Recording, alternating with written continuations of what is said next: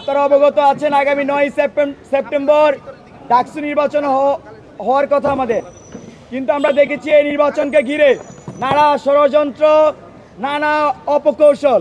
নির্বাচনের আগেও যখন জানুয়ারিতে নির্বাচন করার সুযোগ ছিল, তখন আমরা দেখেছি এই নির্বাচনকে বারবার পিছানো হয়েছে।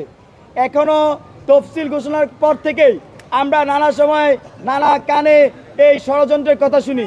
আজকে সেই ষড়যন্ত্র দৃশ্যমান হলো এবং ঢাকা বিশ্ববিদ্যালয়ের শিক্ষার্থীরা সেই ষড়যন্ত্রকে লাল কার্ড দেখিয়েছে।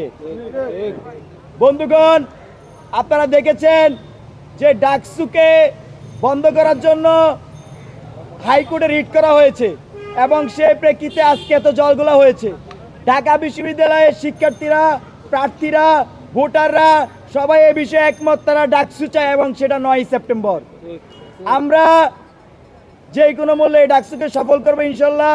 জুলাই আমরা যেভাবে ছাত্রলীগের মতো অসুরকে, আওয়ামী লীগের মতো অসুরকে হটিয়েছি, এই ডাকসুকে কেন্দ্র করেও ঢাকা বিশ্ববিদ্যালয় নতুন করে কেউ ভর করতে পারবে না, ডাকসুকে বানচাল করতে পারবে না। জুলাইতে আপনারা দেখেছেন যে আওয়ামী লীগ হাইকোর্টের রায়ের মাধ্যমে কোটা সিস্টেম শিক্ষার্থীদের উপর চাপিয়ে দেওয়ার চেষ্টা করেছিল, কিন্তু গণ আন্দোলন গড়ে ওঠার ফলে শুধু কোটা সিস্টেম নয়, পুরো আওয়ামী সিস্টেম ধসে গিয়েছে।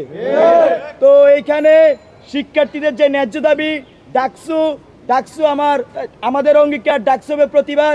এই যে তাদের যে দাবি, তারা যে জিনিসটা চায় সেটাকে যে কোনোভাবে, যে কোনো ষড়যন্ত্র দিয়ে কোনোভাবেই বন্ধ করে রাখা যাবে না। আজকে ঢাকা বিশ্ববিদ্যালয়ের শিক্ষার্থীরা সেই রায় জানিয়ে দিয়েছে। বন্ধুগণ, আমরা আমাদের যে আজকের যে সংবাদ সম্মেলন ডেকেছি তার আমাদের বক্তব্য শেষ। আপনাদের যদি কোনো প্রশ্ন থাকে সেটি করতে পারেন।